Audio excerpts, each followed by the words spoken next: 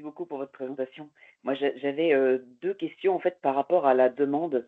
Les projections que vous présentez là, quand on regarde la courbe de demande résiduelle, on plafonne toujours à peu près à 50 gigawatts.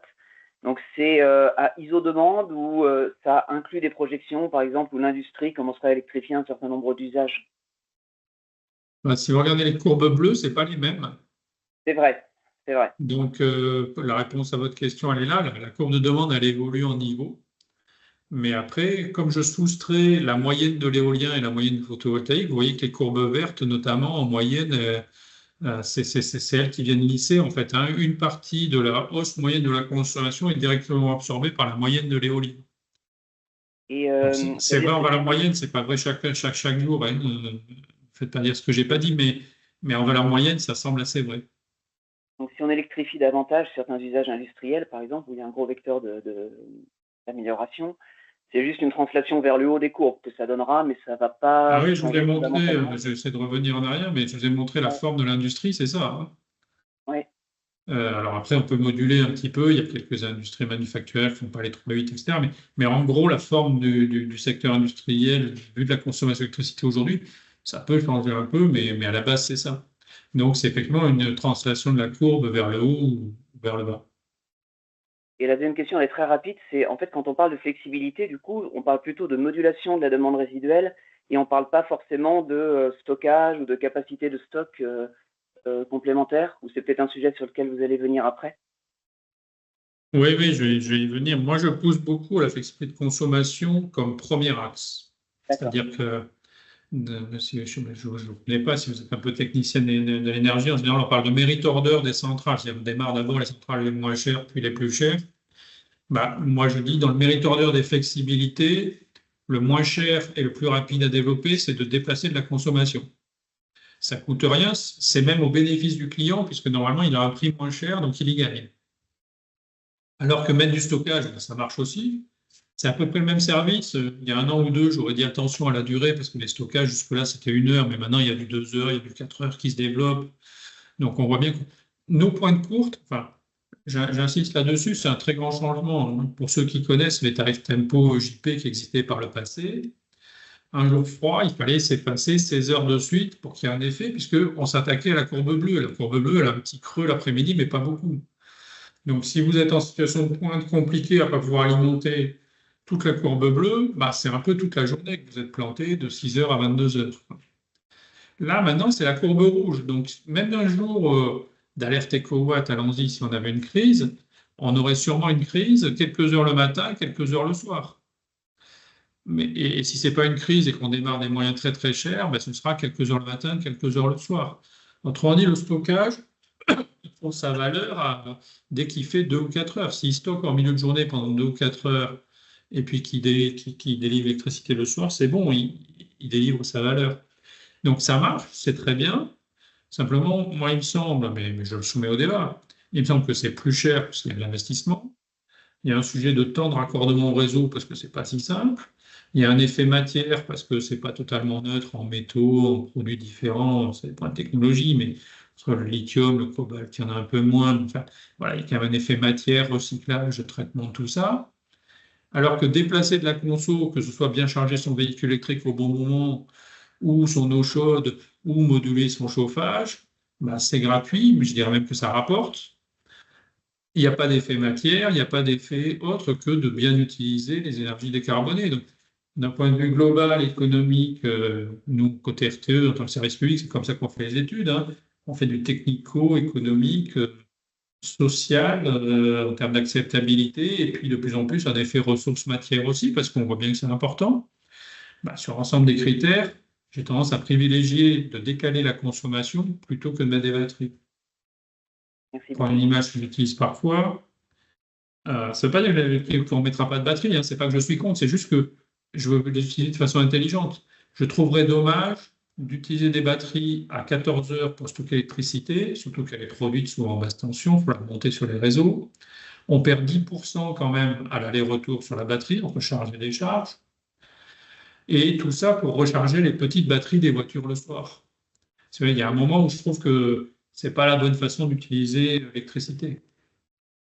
Donc, puisqu'on est dans une logique un peu de sobriété, Karine disait de se rapprocher de la consommation utile, ben là, on voit bien qu'on n'est pas totalement à l'optimum de la consommation utile par rapport à si on peut. Si on ne peut pas décaler, on ne décale pas. Mais si on peut directement décaler, c'est quand même plus simple et plus efficace et une bonne utilisation de l'énergie décarbonée disponible. Sébastien? Oui, bonsoir, merci beaucoup pour cette présentation. Moi, ma réflexion à la lecture de ces graphiques, je me demande en fait pourquoi on investit dans le solaire, clairement. Je ne veux pas préempter les sujets de flexibilité de la demande et je ne connais pas quels sont les volumes associés et en quoi ça peut assurer justement cette variabilité, cette modularité dont on a besoin, qu'on voit sur la courbe rouge. Mais c'est de demander pourquoi on investit autant dans le solaire quand on voit les flexibilités que ça demande à gérer sur le réseau derrière, puisque c'est ça quand même qui provoque finalement cette grosse modularité en pleine journée. Et d'autant plus si nos voisins européens font finalement la même chose. Enfin, je me demande où va aller cette électricité, si tant est que les volumes de flexibilité ne seraient pas au rendez-vous. Alors, je préempte peut-être un peu sur la suite de la présentation, mais Non, ça mais, se demandait pourquoi non, mais c'est bien, c'est bien. on avait une base nucléaire qui était capable de faire quand même un petit peu de modularité. C'est une bonne question. Je me demande voilà, si on ne noie pas un peu le poisson, si on ne met pas un peu sous le tapis un défaut dans la stratégie énergétique de la France qui a été faite sur les 10, 20, 30 dernières années et qu'on paye aujourd'hui un peu le prix puisqu'on n'a plus trop le choix finalement. Quand on voit le rythme nécessaire pour le nouveau nucléaire, on voit bien qu'aujourd'hui on ne peut pas faire autrement que d'investir dans les énergies renouvelables intermittentes. Et je passe évidemment les questions d'approvisionnement, la criticité des matériaux sur le photovoltaïque, le fait que ce soit quand même produit en Chine. Voilà, bon, c'est un peu toutes ces questions-là. Merci. Oui, je vois bien l'ensemble de vos questions. Moi, je suis devenu plus pragmatique que théologique, mais pour le dire quand même, on est plusieurs, je pense, autour de cette conférence, à passer beaucoup de temps à chercher comment décarboner l'économie. Ça passe par les usages, ça passe aussi par le fait de disposer d'électricité décarbonée ou d'autres sources d'énergie décarbonée. Hein. Il y a des biogaz et d'autres choses, et c'est très bien aussi. Moi, je renonçais à opposer solaire et nucléaire. Je sais que c'est une tendance française, mais on l'a dit au début, l'électricité, c'est 25% de la consommation et il reste 60% de consommation de produits fossiles. Donc moi, mon sujet, et globalement, c'est la façon dont on prend RTE, c'est pas d'opposer les sources d'électricité entre elles, puisque l'électricité, elle est décarbonée, elle est sur le territoire national, donc on peut discuter de l'origine des panneaux, mais dans la valeur ajoutée d'un parc, sa maintenance, etc., sur la valeur ajoutée en cycle de vie du parc, le panneau, finalement, c'est pas si énorme. Donc, tout a des inconvénients. Enfin, moi, dans la vie, j'ai encore jamais croisé, je commence à avoir un certain âge, malheureusement, et j'ai encore jamais rien croisé, que ce soit à titre personnel ou professionnel, qui n'ait pas des inconvénients en face des avantages. Donc, vous voyez, la courbe bleue, elle a un creux aussi. On a développé plein de nucléaire et la nuit, on était bien embêté avec nos nucléaires. On a inventé des chauffe-eau, des tarifs, des trucs compliqués pour gérer la flexibilité, déjà il y a 50 ans. Donc, moi, ce que je veux éviter, en tout cas, c'est un discours qui supposerait qu'aujourd'hui, tout est plat, tout est simple, etc. Et que là, demain, il faut gérer la flexibilité. Ben non, on gère la flexibilité depuis 100 ans, quoi, depuis l'électricité, même plus de 100 ans maintenant. Je ne sais pas si vous imaginez si c'était totalement simple au début où l'électricité c'était la houille blanche, c'était que l'hydraulique, alimenter les villes c'était compliqué, faire marcher un système synchrone c'était très compliqué, mais le parc nucléaire c'est très très compliqué. Hein. On a des tas de procédures spéciales pour alimenter en cas d'incident dans le réseau. C'est pas simple le nucléaire. Je suis pas contre, hein, ne nous méprenons pas. Je dis pas l'un est meilleur que l'autre. Je dis arrêtons ce débat français d'opposer les énergies décarbonées entre elles, alors que l'éléphant dans la pièce, c'est qu'on a 60% d'énergie fossile qui, elle, ne vient pas du tout de France, qui coûte entre 60 et 120 milliards d'euros par an à la balance commerciale française, c'est-à-dire à peu près la totalité du déficit commercial français, qui polluent évidemment en CO2, qui polluent y compris en ville, les NOx, etc. Enfin, vous voyez bien les progrès de pollution dans certaines villes, en Chine, ailleurs, etc., ce qu'ils ont pu faire en se passant du fossile. Donc, il y a un moment où je pense que dans ce débat, certes, il y a des inconvénients, il y a des choses à gérer. Nous, c'est notre métier de gérer ce genre de complexité, donc ça ne fait pas plus peur qu'autre chose. On pense qu'il y a des façons plus intelligentes que d'autres de le traiter. C'est pour ça qu'on intervient dans le débat pour dire qu'il nous semble quand même que la façon la plus raisonnable collectivement de le prendre, c'est ça. Mais honnêtement, sur ce sujet-là, moi, des sources de décarbonation, moi, le problème, c'est le climat, quoi, hein. C'est le climat, c'est la pollution des villes, etc. Donc, on se passe du fossile, après on discutera de si notre mix est optimal ou pas, mais je suis vraiment dans une logique de prenons toutes les énergies décarbonées. J'adore l'éolien offshore. Le PV, je n'avais pas prévu que ça arrive. Il y a 3 ans, on m'aurait demandé, je vous aurais dit non, je ne crois pas tant que ça, surtout en France et tout. Ça arrive, mais tant mieux, ça nous fait une source d'énergie décarbonée. Honnêtement, utiliser une énergie décarbonée en pleine journée, quand on est éveillé, quand on a nos activités, c'est quand même pas le plus compliqué du monde, normalement. Par rapport à ne pas couper des centrales nucléaires la nuit, quand on a quand même fait 60 gigawatts de centrales nucléaires, on n'avait pas la conso qui allait en face.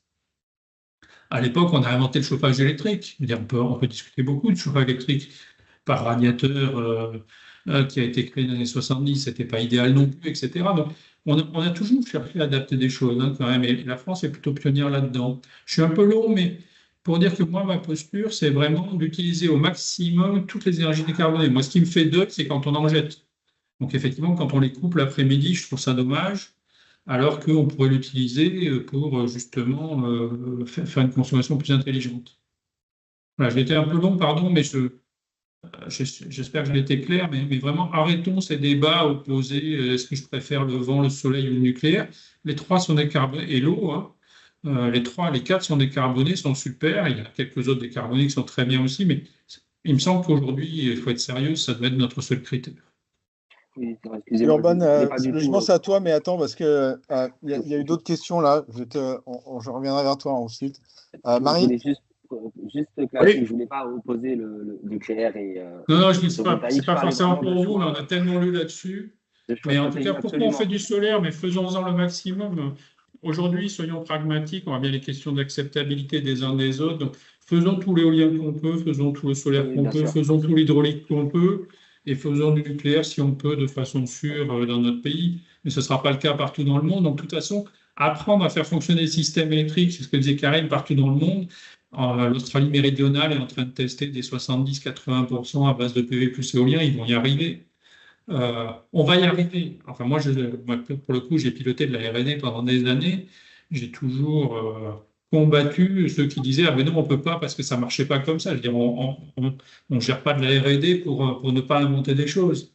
Moi, je connais trop l'histoire de l'électricité je suis tellement admiratif de ceux qui ont inventé le système électrique il y a 100 ans que ce qu'on a à faire là, franchement, c'est très facile par rapport à ce qu'ils ont fait. Donc, le plus compliqué, c'est d'être collectivement intelligent. Non, c'est vrai, je suis sérieux, parce qu'il y a plein d'acteurs, il y a plein d'intérêts, et porter un discours un peu rationnel au milieu de tout ça, c'est devenu compliqué, mais modestement, c'est ce qu'on essaye de faire. Mais on ne prend pas parti. Mais franchement, le solaire, si ça marche, c'est très bien. Après, il y a des questions sûrement de recyclage, mais on voit que les panneaux qui ont été installés il y a 30 ans, ils sont toujours là. Donc, il y a plein de questions qui se posent sur le recyclage, sur plein de choses, je ne les nie pas. Mais le nucléaire, ce n'est pas simple non plus, quoi. Ça ne se démantèle pas non plus, il y a des déchets, il y a d'autres choses. Et c'est très bien aussi le nucléaire, je ne dis pas. Mais franchement, l'ennemi aujourd'hui, c'est le fuel, c'est le pétrole, c'est le gaz. Marie, vas-y, c'est à toi. Oui, ma question complète un peu d'ailleurs sur le sujet que vous venez d'aborder. C'est donc là, les plans de développement nucléaire sont assez ambitieux. Donc, au vu des courbes, je me disais, est-ce que c'est vraiment intéressant? Est-ce que c'est pour la sécurité réseau? Est-ce que c'est des technologies qui vont être justement plus flexibles sur les nouveaux EPR ou les petits développés? Voilà, je me posais juste la question au vu des courbes qui sont quand même assez impressionnantes là de visuel. Merci. Merci pour cette question. Je rappelle qu'à l'horizon de ces courbes-là, il n'y aura pas un seul EPR ni un seul SMR sur le réseau français. Enfin, il y aura le PR Flamand ND3 qui est en train d'être mis en service, j'espère qu'il va fonctionner, mais il n'y aura pas les nouveaux. Donc, de toute façon, il va falloir faire sans cela. Donc, la question, c'est plutôt aujourd'hui, on a 56 tranches anciennes, c'est plutôt jusqu'à quand elles vont rester flexibles, est-ce que ça leur pose des questions de vieillissement, est-ce qu'il y a des surcoûts pour l'opérateur, est-ce qu'elles n'ont pas forcément été conçues pour moduler comme ça tous les jours autant, est-ce qu'elles peuvent en faire plus si on investit dessus, c'est plutôt quand même sur les tranches actuelles, puisqu'il y en a 56, plutôt que sur les 6 nouvelles qui vont commencer à arriver à partir de 2040, et ça, c'est plutôt un sujet pour 2050-60. Et honnêtement, en 2050-60, c'est-à-dire dans 30-40 ans, on verra, mais vu les développements et la baisse des coûts sur le photovoltaïque aujourd'hui, à la hausse, voit aussi la baisse quand elle se matérialise. Et puis, vous savez, on a cet enjeu climatique qui est énorme. Et pour répondre à cet enjeu climatique, c'est moins d'énergie fossile, moins d'énergie fossile. Oui, du coup, je me posais la question sur la pertinence du développement de ces EPR, puisque finalement, ils vont arriver assez tard et on aura peut-être déjà adapté le système électrique à une autre flexibilité. oui, mais enfin, la nuit, on ne va pas l'alimenter avec du solaire non plus. Il ne faut pas me faire dire ce que je n'ai pas dit. Moi, je suis pour qu'on utilise au maximum les énergies disponibles. On n'aura pas tout ce qu'il faut pour alimenter la courbe rouge la nuit sans nucléaire, sauf à développer, alors là, pour le coup, beaucoup d'éoliens. Et puis là, pour le coup, si on se lançait là-dedans, il faut avoir des moyens de backup un peu, parce qu'il n'y a pas toujours du vent, etc. Aujourd'hui, notre backup, notre flexibilité, c'est le nucléaire. Il n'en faut pas forcément les 56 réacteurs qu'on a aujourd'hui, mais si vous voulez, le débat sur les 14, les 6 plus 8 qui peuvent être lancés, c'est plutôt le débat du renouvellement d'un certain nombre de réacteurs qui atteindront 60, 70 ans, peut-être qu'ils seront prolongés, peut-être pas. Mais de toute façon, sur la durée de vie des nouveaux EPR, ils vont essentiellement servir à remplacer les anciens réacteurs. Donc, ça n'empêche pas de s'adapter pour gérer ce type de flexibilité-là. Merci. Urban, Urban. Oui, d'abord, je suis abonné Tempo et j'ai fait un calcul ce matin. Mes kilowattheures m'ont coûté sur les 12 derniers mois environ 1 000 €. Et si j'étais à l'abonnement bleu, heure creuse, heure pleine, ça m'aurait coûté 1 400 €. Donc ça, je m'étonne que Tempo ne soit pas beaucoup plus connu et appliqué. Bon, quand je vois la courbe du solaire telle qu'elle est sur vos graphiques, j'ai tendance à me reposer un petit peu la même question que l'autre intervenant, à savoir pourquoi développer autant de solaire, puisque en fait il va poser des problèmes par ailleurs de régulation. Et du coup, je me pose la question, est-ce que l'on a chiffré ce que coûterait de transformer cette courbe en gros en sinusoïde en une sorte de trapèze qui serait un lissage dans la journée de la puissance. Alors le problème, c'est qu'il faut s'appuyer sur la puissance de la veille pour démarrer le matin. Bon, mais donc ça, c'est un premier calcul. Deuxièmement, sur vos graphiques, vous faites apparaître l'éolien avec une stabilité qui n'a, à mon avis, rien à voir avec la réalité du terrain. À savoir que l'éolien, même sur plusieurs jours en moyenne, fluctue dans des proportions qui sont de l'ordre de 100 à 20, et donc votre courbe, qui est une horizontale parfaite, ne donne pas l'idée du tout du complément qu'il faut amener quand il y a des fluctuations bien moins prévisibles que celles du solaire que vous avez effectivement mentionnées. Donc, j'en reviens toujours à la question qui est comment on chiffre et comment on assure que les moyens intermittents sont au moins un peu pilotables. Donc, quels sont les moyens de stockage que l'on peut être amené à développer, quel est leur coût, et du coup, on arrive à une autre question qui est le coût marginal, c'est bien joli, Mais ce qui compte dans les choix stratégiques à 30, 40, 50 ans, c'est les coûts qui vont faire qu'on va installer des moyens de production qui seront là à des moments où il y a surabondance de biens, mais aussi à des moments où ça va être près du blackout. Et là, il n'y a plus de prix pour les kilowattheures. Donc, ma question est-ce qu'il y a des études économiques qui s'efforcent de chiffrer ce que vaut le kilowattheure, le mégawattheure pilotable pour la société et le mégawattheure que j'appelle subi, qui défend de la nature. Oui, j'entends bien votre question. RTE a répondu de très nombreuses fois à cette question. Pour nous, il n'y a pas de coût par filière. Il y a des coûts de système électrique global avec des mix différents. C'est ce qui a été fait dans l'étude Futur énergétique 2050. Je vous invite à vous plonger dedans, parce que pour le coup, il y a plus de 1000 pages d'analyse technico-économique détaillée et reconnue par l'ensemble des communautés comme étant un travail de référence. Donc, c'est sûrement pas parfait, mais c'est quand même une tentative honorable. Vous permettez le chapitre. Il y a 6 scénarios, il y a 6 scénarios et on chiffre les coûts sur les 6 scénarios. Parce que la flexibilité liée à un élément, ça ne veut rien dire. C'est plonger dans un environnement qu'on voit comment les différents éléments se rendent utiles les uns aux autres ou pas du tout. Alors après, pour répondre à votre question sur les courbes, évidemment, je l'ai bien dit, c'est des moyennes. Hein, ce que je vous ai présenté là, c'est des moyennes annuelles et donc la courbe du vent, elle est très stable parce que c'est la moyenne annuelle. Bien sûr qu'elle varie, je l'ai dit, je l'ai montré avant. Et donc là, je vous parle d'évolution en moyenne. On va parler après d'évolution plus dynamique. Je veux attirer l'attention de tout le monde parce qu'en général, quand on parle de flexibilité, les gens me disent « Ah, c'est proche du temps réel, RTE va envoyer un signal, il va nous prévenir qu'il y a un problème. » Non.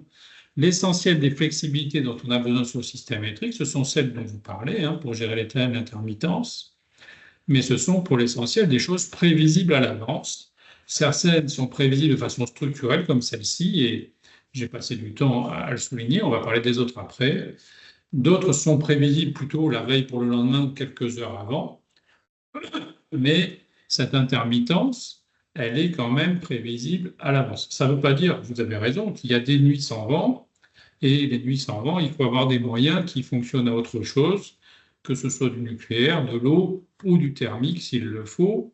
Et c'est bien l'exercice qu'on mène dans les bilans prévisionnels. Donc nous, le document de référence, je l'ai cité, vous pouvez le trouver sur le site de RTE, c'est le bilan prévisionnel publié en septembre 2023, auquel nous avons ajouté cet été un chapitre, il y a eu plusieurs chapitres, mais je vous invite, si ça vous intéresse, à regarder le chapitre 6, qui s'appelle « Équilibre offre-demande et flexibilité », et qui fait des analyses technico-économiques très détaillées sur différents bouquets de flexibilité nécessaires ou pas, suivant différentes hypothèses pour 2030 et 2035.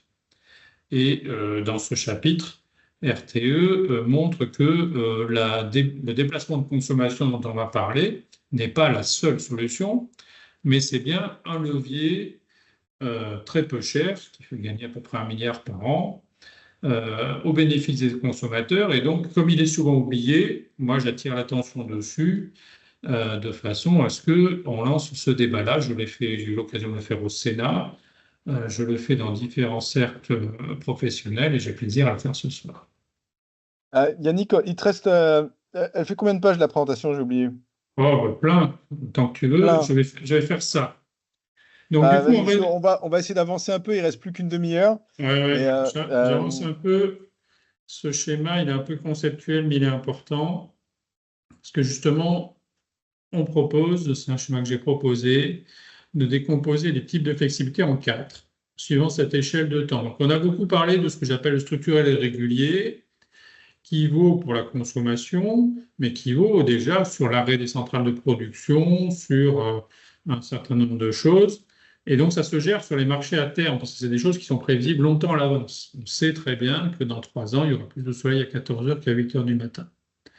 Ça ne veut pas dire que, même si je ne l'ai pas détaillé en courbe, etc., on n'a pas besoin de toutes les flexibilités dynamiques au sens de la veille pour le lendemain, comme votre abonnement Tempo, monsieur. La différence, c'est que moi, j'aimerais que Tempo, au lieu d'être un arrêt du rouge, heure pleine de 6h à 22h, j'aimerais que ce soit du rouge de 7h à 10h, 11h en heure pleine, puis des heures creuses le milieu de journée, puis des heures pleines le soir. Mais voilà, ça c'est une modernisation de tempo qu'on obtiendra peut-être. Mais tempo, c'est parfait, au sens où c'est un tarif, pour ceux qui ne connaîtraient pas, où la veille pour le lendemain, on vous dit quelle est la couleur du jour. C'est-à-dire c'est une incitation à moins consommer. Typiquement, un jour où il y aurait beaucoup de vent, ce serait pas cher. Et puis les jours où il n'y a pas de vent, on vous dirait demain, c'est quand même plus difficile. Historiquement, ce n'était pas basé sur le vent, c'était basé sur le froid, sur la température. Et vous voyez bien qu'on gère de la flexibilité depuis 50 ans. On a développé en France le chauffage électrique. On est le pays du monde, quasiment, au moins d'Europe, qui a la consommation la plus thermosensible, la plus liée au froid, avec le plus de pointes quand il fait froid. Et on gère ça sans grande difficulté. On fait attention, mais on gère ça sans grande difficulté majeure depuis 50 ans. On s'est habitué à ça. On a construit des moyens de pointe, on a construit plein de choses pour gérer cette flexibilité-là.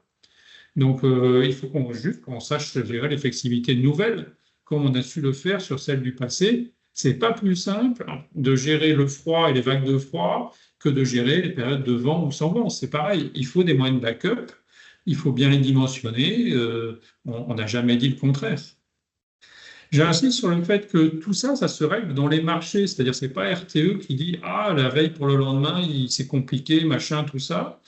Il y a des marchés, il y a des prix, et donc les acteurs, ils voient très bien si ça va être cher demain, moins cher, ils peuvent faire cette optimisation. Et puis après, il y a ce que j'appelle les flexibilités d'équilibrage, et souvent, c'était ça qui était le sujet de flexibilité se résumait à ça. C'était le mécanisme d'ajustement, les services systèmes. Et là, effectivement, RTE achète. Là, c'est RTE qui opère, qui achète des réserves. Notre travail à nous, c'est de gérer les écarts qui arrivent entre 1 heure et le temps réel. Donc, par exemple, à 11 heures du matin, les acteurs arrêtent d'agir pour l'heure entre midi et 13 heures. C'est RTE qui prend la main et nous, on est entre 11 heures et midi aujourd'hui pour regarder ce qui va se passer de midi à 13 heures. Et donc, on a 1 heure pour corriger des choses si on voit des écarts. C'est comme ça que ça marche.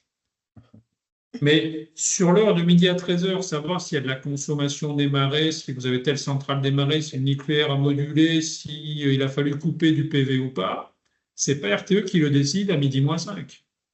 Ça a été décidé au marché spot la veille, revu en infrajournalier. Et nous, on récupère une situation à 11 heures du matin où le dispatcher dans sa salle de conduite, il regarde et il dit voilà l'état, voilà la fréquence, voilà ce qui est prévu. Et il est là pour réagir essentiellement à des aléas. C'est-à-dire si une centrale tombe en panne, ça arrive, on a un problème sur une ligne, il se passe un truc, tac, tac, on a acheté des réserves à l'avance pour pouvoir réagir pour un certain volume qui est le volume d'aléas auquel on peut s'attendre dans 1 heure. Mais dans 1 heure, on n'a pas une variation du vent de 0 à 100. Ça peut arriver d'un jour sur l'autre. Monsieur qui disait ça tout à l'heure, c'est tout à fait vrai, bien sûr. Il y a des jours sans vent et des jours avec vent. Il peut y avoir du vent le matin, pas le soir. Mais on a quand même des prévisions météo. Donc, c'est rare que le vent se lève totalement et que vraiment la météo ne l'ait pas vu. Donc, on a des petits problèmes d'écart. Ça se voit dans différents pays, etc. Des fois, il y a des prix très élevés, mais sur des tout petits volumes, sur la dentelle. Pour le coup, Karim qui parlait de dentelle, c'est vraiment cette logique-là. C'est que les grands blocs, on les voit longtemps à l'avance.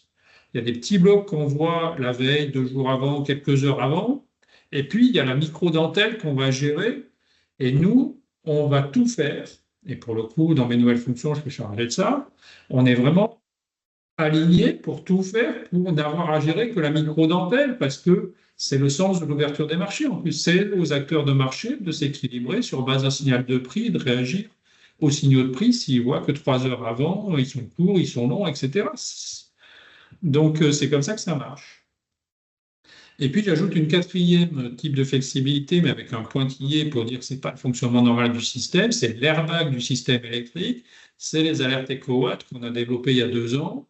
On va les garder, on va développer ça, c'est-à-dire la capacité où, en cas de grands problèmes, si le reste n'a pas suffi et que vraiment on n'a pas assez de production face à la conso, on fera des appels spéciaux pour baisser ponctuellement, quelques heures mais baisser ponctuellement la conso pour éviter d'avoir à mettre des villes dans le noir comme on a failli le faire en 2022. Donc, c'est l'airbag du système électrique. L'airbag, ça se garde, ça se travaille. Il vaut mieux éviter les incidents dessus, vous avez vu chez les PSA.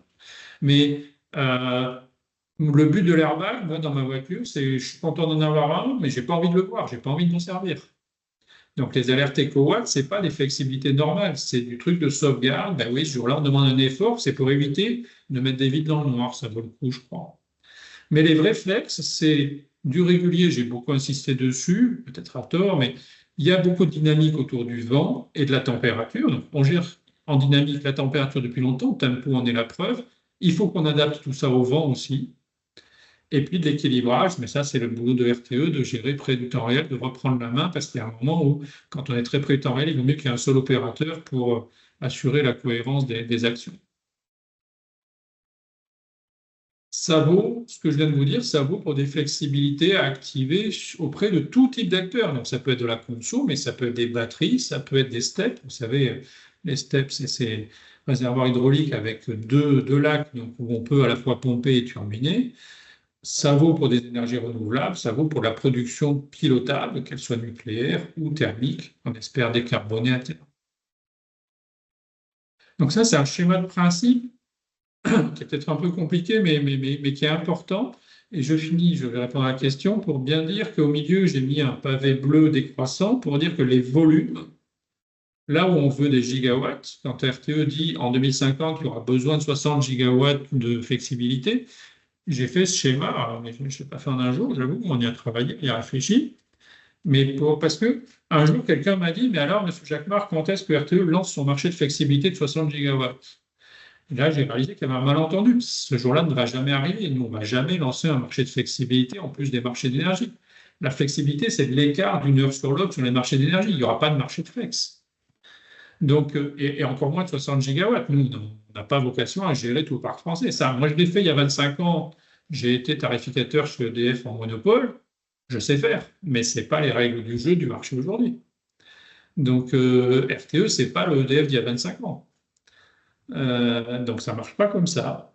Et donc l'essentiel des volumes, c'est pour ça que moi j'insiste beaucoup sur le régulier, hein, ce n'est pas pour nier le fait que le vent bouge, etc. C'est pour alerter sur le fait qu'il y a cet éléphant dans la pièce du volume solaire. On peut considérer que c'est un problème, on peut considérer que c'est une chance à saisir aussi. Et nous, on réfléchit à comment la saisir au mieux. Je vais répondre à vos questions. Cyril? Oui, bonjour. J'avais juste une petite question, on parle de plus en plus de congestion aussi sur le réseau.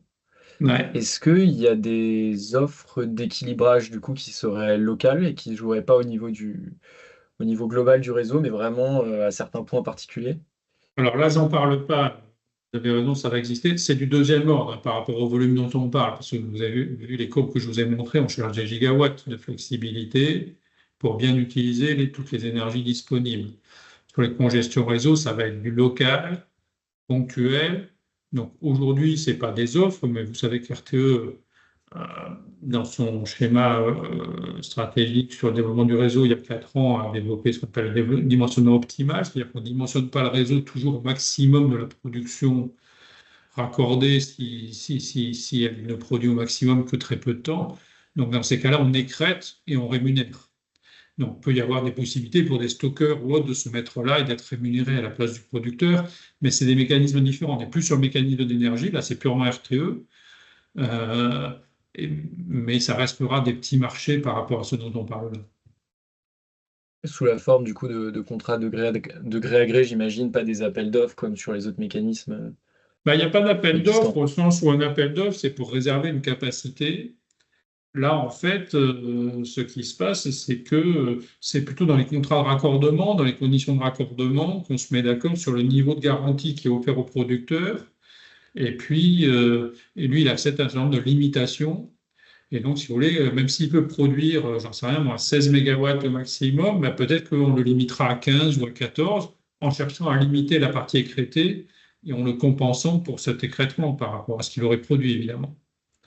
Mais là, c'est une logique d'économie d'ensemble. Si on juge que ça coûte moins cher collectivement à la société de rémunérer le producteur, de le compenser pour ne pas produire, plutôt que de construire une ligne pour qu'elle serve que de très peu souvent, c'est ça l'arbitrage économique qui est fait en fait. Ok, merci. Mais ça ne passe pas par les marchés d'énergie du coup. C'est dans le contrat de raccordement, c'est dans le CART et dans les conventions de raccordement des producteurs. Christophe, vas-y, c'est à toi. Oui, merci Karim. Merci Yannick pour ces explications. On entend très rarement le verbatim que Yannick nous a fait, à savoir l'ennemi, c'est le fuel. Merci pour ça. Et je peux que suggérer à Yannick d'écrire une BD qu'on pourrait appeler Le monde sans fuel. Bon, c'est pour la blague. Ma question est, Pourquoi pas? Ça ferait jaser, mais pourquoi pas? mais je pense que c'est une bonne idée. Ça peut créer le buzz. Le monde sans fuel, ça peut créer le buzz. Ouais, il y a le monde sans gaz aussi qui est pas mal, mais voilà. Oui, c'est ça, mais on peut commencer par C'est le ça. fuel. Je commence par le fuel parce que c'est plus émetteur de CO2, tout simplement. C'est pas des opinions personnelles, on essaie de documenter nos choix. Oui, tout à fait. Moi, ma question, c'est qu'est-ce qui fait que c'est aussi compliqué de développer, de faire la promotion de Tempo avec l'apparition de plus grandes fréquences d'heures creuses et d'heures pleines en cours de journée? Et j'ai un bout de réponse à ça, mais j'espère vraiment me tromper. C'est que ça paraît tellement simple que dans nos sociétés très techno-centrées, on préfère des mots comme smart grid, batterie, hydrogène, etc. Alors, sur la deuxième partie de la réponse, j'appliquerai mon devoir de réserve, de jugement, mais il y a un peu de ça. Vous voyez bien que ma présentation n'est pas très tournée sur on va gérer le système électrique avec Internet 3.0 et du machine-to-machine généralisé. J'insiste sur le fait que si on veut des volumes, il faut le prévoir longtemps à l'avance. Moi, je suis un peu vieux jeu, je suis un peu un homme de l'industrie traditionnelle, mais s'il y a 50 ans, on n'avait pas créé le chauffe-eau, le tarifeur creuse, etc., eh bien, on n'aurait pas ces consommations la nuit pour faire tourner les centrales nucléaires plus longtemps. Et ce n'est pas le hasard, il y a des gens qui l'ont pensé. Donc, et si on n'avait pas pensé à l'avance, c'est pas chaque soir à 23h58 qu'il faut dire ah tiens, il est minuit, la conso baisse, on va vous envoyer un signal pour démarrer. Si c'est tous les jours à la même heure, ça ne sert à rien. Donc voilà. Sur Tempo, je suis un peu plus réservé que vous là, pour vous donner les éléments en ma possession. Tempo a été mis en extinction il y a longtemps, il y a 20 ans, pour des raisons de tarification de réseau et de choix de la CRE à l'époque. La CRE, c'est le régulateur du système d'électricité, c'est eux qui fixent le tarif de réseau, qui est une composante importante du tarif. Tempo, ensuite, EDF n'a pas eu le droit d'en faire la promotion parce que c'était un tarif régulé que seuls proposaient, pas les autres fournisseurs, et donc pour faire vivre la concurrence, il y a eu des demandes à EDF de ne pas en faire la promotion. Ce sujet-là a été levé en avril 2022 à notre demande par la ministre, parce que, comme on craignait justement pour l'hiver suivant, on a cherché à faire le tour de toutes les mesures favorables et ce type de tarif à effacement fait évidemment partie des mesures favorables. Donc depuis 2022, il y a plus de promotion de Tempo et beaucoup plus de clients qui ont pris cette option d'ailleurs. Pour autant, Tempo n'est pas la panacée. C'est le mécanisme, c'est ce que je disais tout à l'heure, le mécanisme de je préviens la veille et tout, c'est top. Franchement, c'est parfait. Par contre, le choix des heures pleines et des heures creuses, il est aussi mauvais dans Tempo qu'il est dans les heures pleines heures creuses. C'est-à-dire, les heures creuses Tempo, c'est que la nuit. Donc, ce n'est pas adapté à ce que je vous ai décrit, qui est en train de se passer sous nos yeux pour les hivers à venir. Donc, voilà. Donc, ça répond à une partie du sujet Tempo, mais pas à tout. Ziad, vas-y. J'avance, oui. Oui, bonsoir. Attends, on prend une moi, question, après on y va. ouais, moi c'était une question sur les projets de RTE. Pendant mes études du coup d'ingé, on était allé visiter le centre de dispatching de Nancy et on nous avait parlé des projets de RTE, donc NASA et Ringo.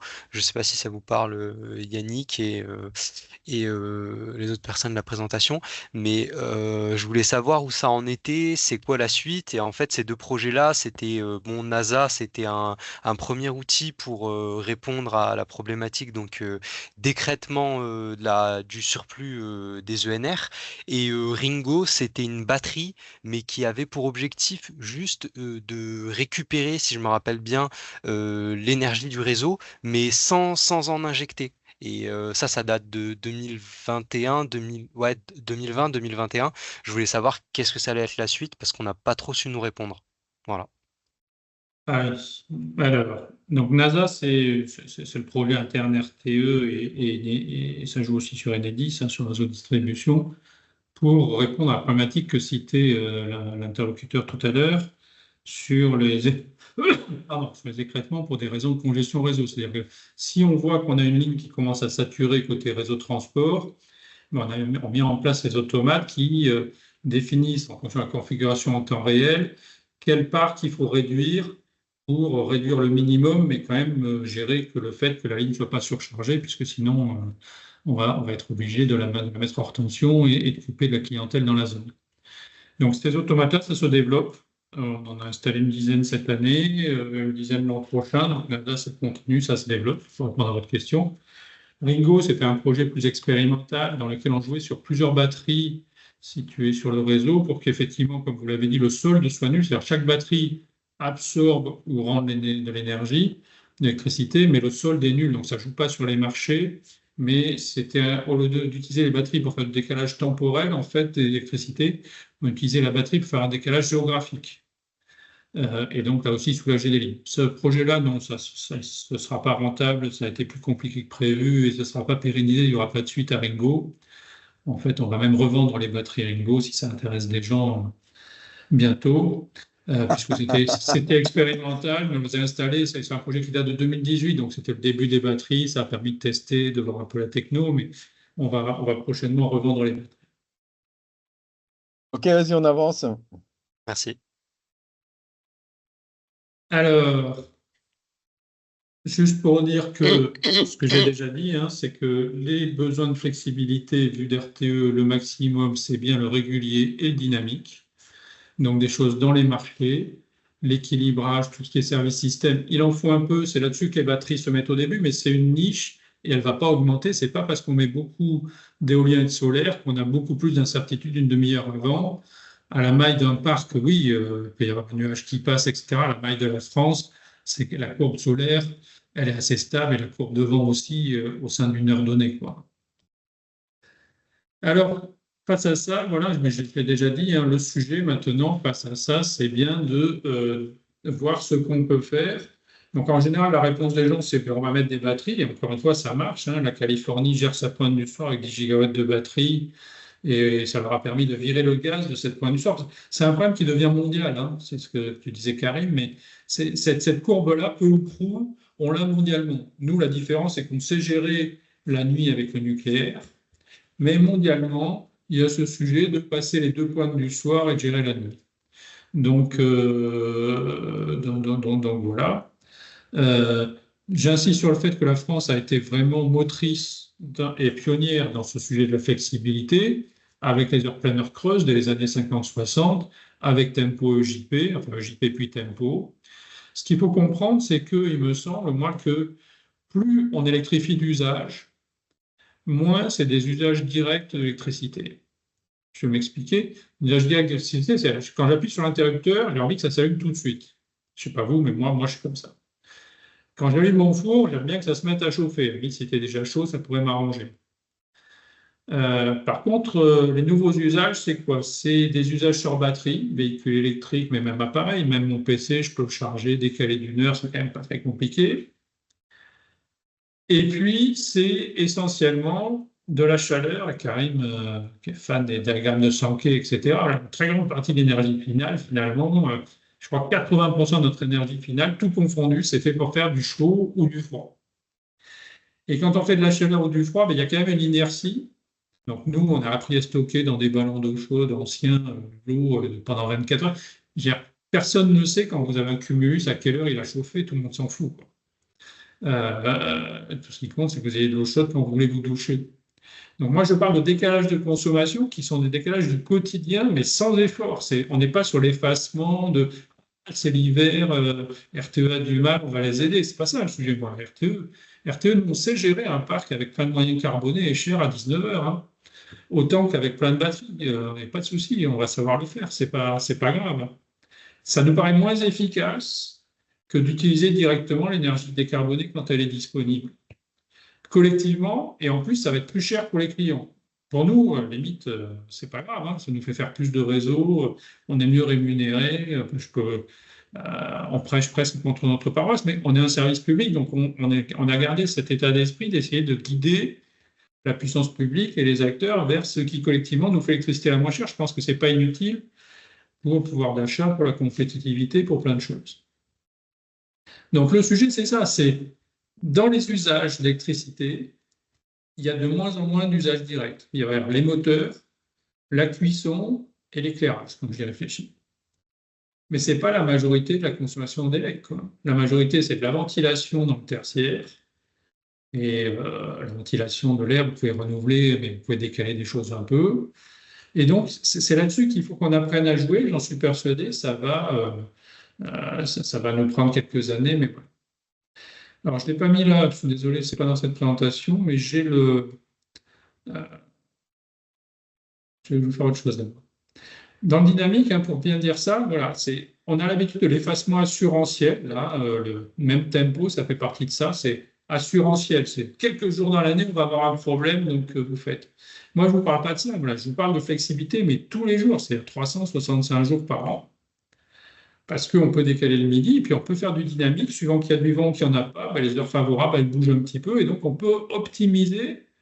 Alors là, on revient plus sur du smart et de la techno, mais il y a des gens qui optimisent comme ça dynamiquement les charges de véhicules, typiquement. Il y a de plus en plus de gens qui vont le faire sur... il y a un acteur qui le fait sur les ballons d'eau chaude. Il va chez les particuliers, il met un truc, il optimise le placement du ballon d'eau chaude au sein des heures creuses, parce qu'en fait, vous n'avez pas besoin de 8 heures de chauffe. Il y a des gens qui le font maintenant sur les pompes à chaleur. Donc voilà, il y a plein de nouveaux acteurs, fournisseurs, agrégateurs qui se mettent là-dedans. Mais c'est ça notre sujet, c'est la flex du quotidien. Puis on peut aussi optimiser entre le week-end et la semaine. Mais il y a très peu de tarifs pour ça. Mais évidemment, le week-end, normalement, c'est moins cher.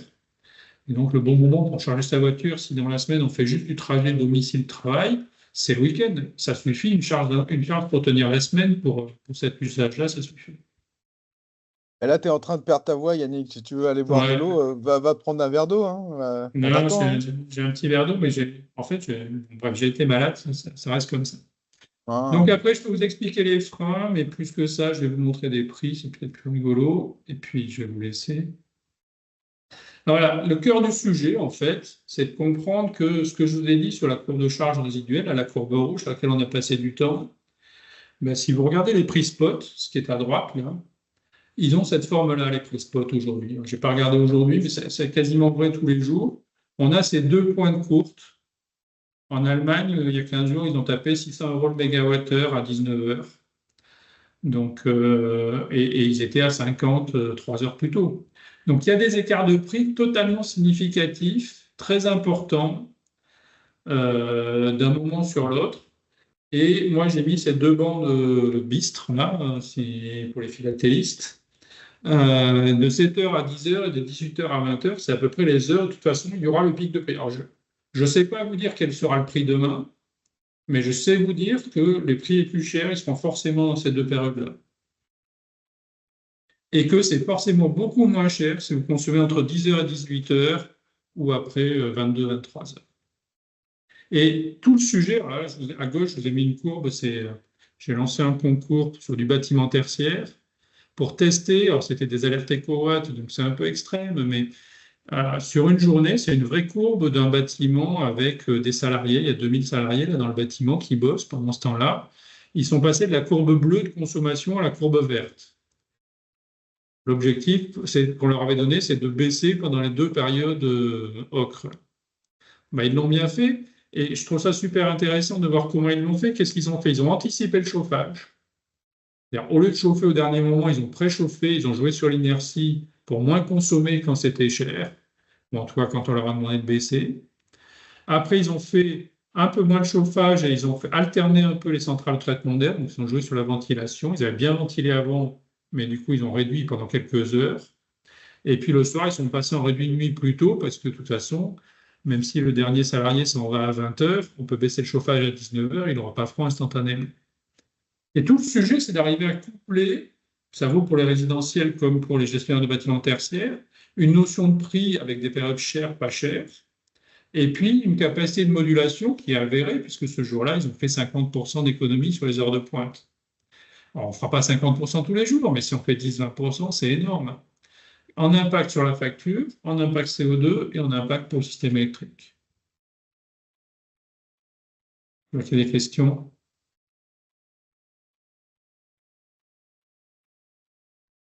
On t'entend pas, Karim, tu es en mute.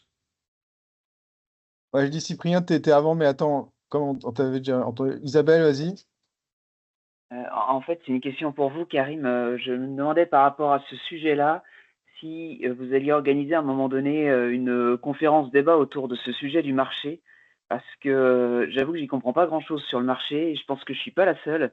Il y a un marché à terme, il y a un marché spot, il y a un marché de voilà. Et est-ce que ça c'est un sujet? Alors je pense pas que vous allez pouvoir répondre en 30 secondes parce que c'est sûrement complexe. Et est-ce que vous avez peut-être déjà organisé ou vous allez peut-être le faire dans ces conférences? Ouais, bah, c'est un bon point. Alors, Avenir énergétique, on a déjà fait un webinaire sur le marché. D'accord? Et donc, alors, quand vous êtes comme moi ignorant, eh ben, c'était bien, mais je trouve qu'il faut aller plus dans le détail parce que quand on ne se représente pas vraiment le marché, du coup, ce qu'on aimerait comprendre, c'est ouais, mais là, les gars, là, ils font quoi là de leur journée? Comment ça se fait ces équilibres? Qu'est-ce qui bouge là? C'est comme d'ailleurs Yannick dans ta salle de marché, c'est ce que je te disais là. C'est quoi là ton gars là? Il pousse quel bouton? Donc si ton gars il dort, il se passe quoi là? Tu vois, donc, sur le marché, voilà, moi j'aime bien me représenter concrètement les choses. Et donc, on a fait une vidéo qui est très bien. Et donc, je vous invite à la regarder, hein, elle est sur notre site, là, Avenir énergétique. Et puis, est-ce qu'il faut aller plus loin, un truc spécifiquement sur le marché? Je sais pas. Nous, pour l'instant, pour être honnête, on voyage à travers les net zéro déjà. Donc, c'est-à-dire que là, la prochaine, je pense, soit Négawatt, soit ADEME, on va voir. Vous voyez, on va parler des scénarios net zéro, entrer dans les détails, etc. Et après, vous savez, quand ça devient trop spécifique, là, comme le marché, je pense qu'on n'y est pas encore dans notre chemin, là, dans notre aventure. Là, pour l'instant, on décrypte les grandes masses, En tout cas, etc. si vous avez des liens, parce que en fait, quand on est ingénieur ou technicien, pour moi, un système électrique, c'est des alternateurs, des transformateurs, Ouais, c'est des lignes. c'est clair. Hein. Mais Ouais, les non, je mécanismes de sais. marché, Yes, yes, c'est yes. complètement abscon en fait. OK. Bon, Ouais, merci. après, il y a des gens à suivre aussi sur les réseaux sociaux qui, eux, sont spécialisés sur les marchés. Et donc là, du coup, vous allez apprendre. Et puis, moi, ce que je recommande dans les vidéos précédentes, où on traite de comment acquérir de l'information, d'accord? Moi, ma recommandation, un truc qui marche bien, c'est l'humain. C'est-à-dire que aller sur les profils, là, donc regardez s'il y a un mec là, qui vous intéresse, qui parle des marchés, et ben contactez-les. Vas-y, ton truc, je comprends rien, qu'est-ce qui se passe, est-ce que tu peux m'aider, etc. Est-ce que tu n'as pas un peu de la doc? Donc ça marche bien, hein. Moi je fais ça, hein. C'est une de mes grandes façons de m'informer, moi, hein. Yes, merci. Cyprien? Oui, bonjour, est-ce que vous m'entendez bien? Ouais. Parfait, merci pour la présentation, ça repose les bases, c'est intéressant. J'ai une petite question. C'est vrai que vous parlez beaucoup de marché de l'énergie, des prix des marchés de l'énergie, spot, infrajournalier, etc. Qui pour moi est plus associé de la flexibilité implicite. On n'a pas utilisé ces termes de flexibilité explicite et implicite. Est-ce que vous pressentez le développement de l'un par rapport à l'autre, ou pour vous c'est un développement global qui est intéressant? Sachant que pour moi, certaines flexibilités plus implicites sont plus appropriées à du résidentiel, alors que dans le tertiaire, qui va sûrement être les cibles à venir pour le développement de la flexibilité, plus de la flexibilité directe. Et en lien avec ça, ça rejoint la question d'avant, mais sur les mécanismes de valorisation de ces flexibilités directes, qui est souvent un peu le nerf de la guerre, il y a eu des retours d'expérience comme quoi c'était assez, les valorisations n'étaient pas assez élevées pour entrer dans des démarches de flexibilité, de développement de flexibilité. Est-ce que vous savez si ces dynamiques-là, elles sont vouées à changer ou pour l'instant pas trop? Oui, c'est le cœur du sujet de ce qu'il faut lever pour faire de la flex. Il y a deux choses. Il faut d'abord que chacun comprenne le sens des programmations à faire, hein. Et puis l'autre, c'est il faut des offres, hein, et il faut des offres. Alors, explicite, implicite, tout le monde ne va peut-être pas suivre, je vais être obligé de le faire vite parce que je crois qu'on arrive au bout, mais l'implicite, c'est typiquement tempo, où les heures pleines, heures creuses. C'est-à-dire qu'il y a dans l'offre de votre fournisseur, vous avez des incitations directes à décaler de la conso parce que vous y gagnez. Et donc, c'est tout simple. Le fournisseur, il vous fait l'offre. Le distributeur, il mesure votre compteur en fonction des plages définies par le fournisseur. Et puis, vous avez juste à répondre au signal de prix. Et voilà, c'est tout simple. Moi, j'aimerais que ça se développe beaucoup parce que je crois que c'est très simple, que c'est très efficace. En tout cas, tout ce qui est flexibilité régulier, c'est ça, c'est le fournisseur. Donc, c'est ça qu'il faut. Il faut l'implicite, c'est de leur planeur creuse plus. On peut avoir des variations, plus de plages, des week-ends, tout ça. Mais là. Dans le dynamique, là, la veille pour le lendemain, on peut avoir les deux modalités. Soit le fournisseur type tempo, vous avez directement l'offre qui prévoit qu'il y a un signal, etc. Soit vous avez une offre de base et se rajoute à ça, par un agrégateur ou par le même, une offre de décalage, mais qui est une offre que de décalage. C'est beaucoup plus compliqué parce qu'il faut mesurer le décalage, etc. Donc, c'est adapté à des baisses ponctuelles d'effacement. C'est moins adapté à ce dont on parle. Là, on est en train de chercher à définir comment valoriser du décalage sur NEBEF, si vous êtes spécialiste sur le marché de l'effacement et de la flexibilité pour passer effectivement de l'effacement à la modulation. C'est ça notre sujet. C'est passer de l'effacement à la modulation tous les jours. Donc, on est en train de voir avec les acteurs comment on peut faire ça. Personnellement, je suis un peu sceptique sur le coût de transaction un petit peu élevé de ce genre de truc par rapport à une offre directe du fournisseur.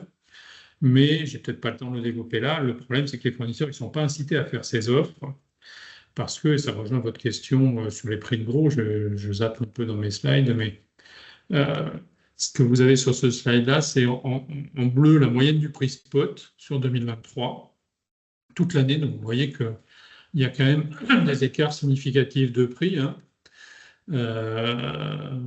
Et sur du 30% facilement, 30-40% suivant les plages horaires, en moyenne sur tous les jours. Mais au marché à terme, pour ceux qui connaissent, on peut acheter que du bas, c'est-à-dire le pointillé noir là, toute la journée, qui est à 104 en moyenne, ou le prix pointe de 8h à 20h, qui est à 109. Et donc, il y a très peu d'écart de prix parce que dans ce 8h-20h, c'était la pointe historiquement, on a bien vu la courbe bleue qui avait un grand plateau.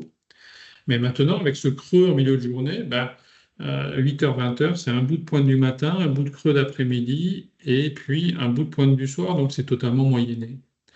Nous, ce qu'on voudrait, c'est que dans les marchés à terme, on puisse acheter à l'avance, que le fournisseur puisse dire, oui, je vais faire une offre qui favorise la conso l'après-midi, mais du coup, qu'il puisse acheter beaucoup d'électricité l'après-midi en sachant qu'elle sera moins chère. Là, si on regarde la moyenne sur 2023, c'était 98 entre 11h et 17h, le prix. Au lieu de 133, de 18 à 20, ça fait quand même 35% d'écart. Donc, et ça, c'est en moyenne annuelle. Donc après, ça rajoute le dynamique, si on arrive à le prendre.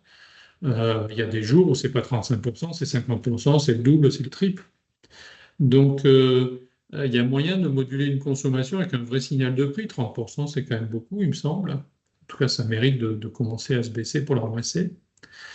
Voilà, donc je ne vais pas m'étendre, mais on essaie de travailler avec l'ensemble des acteurs de l'écosystème à faire en sorte que, notamment les prix des marchés d'électricité à terme, c'est-à-dire ceux qu'on peut acheter 1 an, 2 ans, 3 ans en avance, changent dans leur forme pour qu'on puisse acheter l'électricité pas chère l'après-midi et qui sera par nature plus chère le matin et le soir. Pour développer de l'implicite, pour que les fournisseurs aient un intérêt à faire ce type d'offre. T'as un dernier slide à nous montrer Non, je pense que c'est bon. C'est bon? Alors, je prends Je encore. pense que là, j'ai perdu tout le monde, donc je pense que c'est bon. Non, on avait une cinquantaine de personnes et il y a toujours une cinquantaine de personnes, donc je pense que tu nous as tenus en haleine. Je prends encore une question, Olivier. Ouais, merci beaucoup. Merci pour cette présentation qui était vraiment intéressante. Ma question, elle porte sur les prix négatifs sur le spot. Donc, vous en avez déjà parlé un peu tout à l'heure en disant que ça venait notamment de la surproduction des renouvelables quand il y a beaucoup de soleil, beaucoup d'éolien, de l'effet de cannibalisation, que ça peut être pallié par la flexibilité. Mais pourtant, vous avez dit que d'un côté, dans les années qui viennent, on s'attend à avoir un fort développement du solaire encore. Est-ce qu'on peut s'attendre à avoir un développement de la flexibilité dans les années qui viennent qui arrive à suivre ce rythme de développement du solaire pour pallier à ce creux de prix qui peut être même négatif aujourd'hui. Oui, je suis désolé, je n'avais pas le bon slide là, mais j'en ai fait un depuis récemment et je ne l'ai pas mis. Mais les volumes sont à l'échelle, c'est-à-dire que quand on a des prix négatifs, le plus souvent on coupe 6 à 8 gigawatts à peu près de renouvelables pendant quelques heures l'après-midi. Et moi, ça m'a désolé tout le printemps et tout l'été. Là, à chaque fois qu'on coupait 6 à 8 gigawatts l'après-midi, on démarrait 10 gigawatts de chauffe-eau à 10h ou 11h le soir. Donc, il suffirait de décaler ces chauffe-eau l'après-midi pour qu'on n'ait plus de prix négatifs en France. À court terme. Après, ça peut revenir avec le développement du PV, mais voilà, ça c'est une brique de base. Il y a déjà 10 gigawatts enclenchés totalement sur le signal plein Creuse. Donc, du coup, à notre demande, mais la CRE a demandé à Enedis de travailler là-dessus. Et dans le prochain tarif de réseau, ils vont chercher à mettre plus d'heures creuses l'après-midi. Alors, pas assez à mon goût, mais enfin, c'est déjà un premier pas. Et ils vont aussi faire un tarif de réseau qui est une part du tarif que le client paye, hein, donc ça va se voir sur les factures, qui aura une forme différente l'été que l'hiver. Alors l'été, en fait, c'est 7 mois, hein, c'est de avril à octobre. Il y aura plus d'heures creuses l'après-midi d'avril à octobre que pendant l'hiver, parce qu'au moins pendant quelques années, de toute façon, l'hiver, c'est vrai qu'il y a quand même moins de soleil, etc. Mais donc, on va démarrer comme ça. Et donc ça devrait arriver à déplacer, on espère déplacer 6 à 7 gigawatts l'après-midi. Ça, c'est le premier pas. Le deuxième pas, c'est les véhicules électriques. La charge des véhicules électriques, si on la fait à 19h en rentrant à la maison ou à 8 ou 9h en arrivant au bureau le matin, il n'y a pas pire. Donc il faut absolument qu'on ait des systèmes automatiques pour la décaler, il n'y a aucun préjudice. Moi, quand j'arrive au bureau, je mets ma voiture en charge. Si elle charge l'après-midi, ça me fait le même effet quand je repars le soir que si elle avait chargé le matin. Et pareil, si c'est chez moi que je la charge, si elle charge au milieu de la nuit, plutôt que de charger à 20h ou 22h, c'est mieux. Et le service est le même. Donc ça va être des gigawatts, comme les véhicules électriques. D'ici 2030, on chiffre à peu près 4 à 5 gigawatts de modulation qui est facilement accessible, sans aucun préjudice pour le consommateur, rien que sur les véhicules électriques. Là, j'ai fait que 2 usages. J'ai fait au chaud de véhicules. Après, il y a tout le sujet de la programmation des chauffages en hiver, un peu de la clim l'été. À partir du moment où vous avez des périodes très courtes de 2 heures, vous avez de l'inertie dans les bâtiments. Alors, ça dépend ce que vous avez comme pompe à chaleur. Les RO, en tout cas, c'est facile. L'eau chaude, elle ne va pas refroidir instantanément. RR, c'est plus long. Les gigawatts, ils sont là. Je n'ai pas parlé des bâtiments tertiaires. Bâtiments tertiaires, je vous ai montré au début une courbe où il y a 35 gigawatts le matin. Si j'arrive à en bouger 10%, j'ai gagné 3 gigawatts. Donc, je ne dis pas qu'on va tout résoudre avec ça. Je dis simplement qu'il y a des gigawatts facilement trouvables qui sont de l'économie pour les consommateurs, qu'ils soient entreprises ou qu'ils soient particuliers, qui sont une bonne utilisation de ressources et qui sont un bon moyen d'utiliser au mieux les énergies décarbonées que l'on a aujourd'hui. Après, s'il faut, on rajoutera, les acteurs rajouteront du stockage et différentes choses. Mais faisons ça d'abord, parce que sinon, c'est quand même du gâchis. Bon, voilà, écoutez, finalement, beaucoup nous disaient que 2h30, c'était très long, mais je crois qu'on pourrait continuer, on pourrait continuer longtemps. J'espère que ça vous a intéressé. J'espère que le format aussi vous a plu. Ce qui serait super, ce serait pour nous aider, si vous voulez, à développer ces ateliers. Si vous pouvez mettre des likes sur les YouTube. Alors, vous voyez comme moi je suis super là-dessus. J'ai oublié d'enregistrer la première demi-heure. Donc déjà, ça commence mal. Mais avant, j'avais... voilà. Mais bon, je ne sais pas si quelqu'un l'a enregistré ou si moi, mon truc enregistre. Aucune idée. Bref, mais pour nous aider, n'hésitez pas à mettre des likes et des commentaires aussi, c'est bien, ça montre, ça fait vivre un peu sous les vidéos YouTube, hein, puisque ces ateliers ils sont mis en replay. Voilà, ça aide parce que ça positionne un peu les trucs, ça montre qu'il y a de l'activité, ça fait que les gens ils vont être intéressés. Et puis aussi pour les gens qui présentent, les experts, ça plaît quoi d'avoir du public. Et donc, Yannick, c'était top. Franchement, c'était génial. Franchement, c'est top. C'était du lourd. C'était du lourd. C'était hyper intéressant.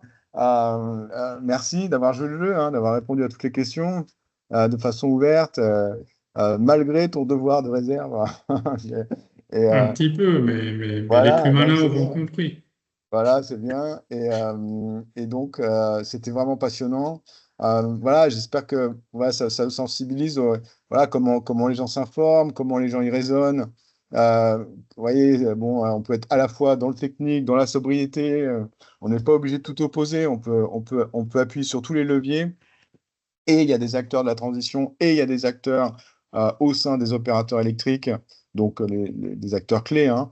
Il y a des gens qui ont des postes importants, qui raisonnent comme ça. Et donc, bah, voilà, il y a pas que des mauvaises nouvelles, il y a aussi des bonnes nouvelles. Et il y a aussi des personnes qui veulent faire changer les choses. Et donc, bah, vraiment, merci Yannick hein, d'avoir partagé ça. Et puis merci à vous tous aussi, hein. Franchement, c'était super d'avoir joué le jeu. Les questions étaient hyper intéressantes. Et donc, voilà, on va continuer, on va faire d'autres ateliers et j'espère que ça vous a plu. Voilà. Merci à Yannick, tous. ciao Ouais. et au revoir à tout le monde. Merci beaucoup. Au revoir, Merci merci. beaucoup, c'était Allez, super. bye bye. Merci beaucoup, au revoir.